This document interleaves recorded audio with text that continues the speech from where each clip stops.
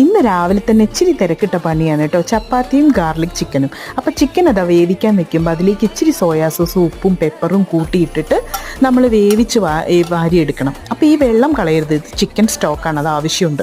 നമ്മൾ കോൺഫ്ലോറും അതുപോലെ മൈദയും കലക്കുന്ന കൂട്ടത്തിൽ ഈ സ്റ്റോക്ക് ഒഴിച്ച് നന്നായിട്ട് ചിക്കൻ മിക്സ് ചെയ്ത് അത് വറുത്ത് കോരണം ഓയിലിൽ കേട്ടോ.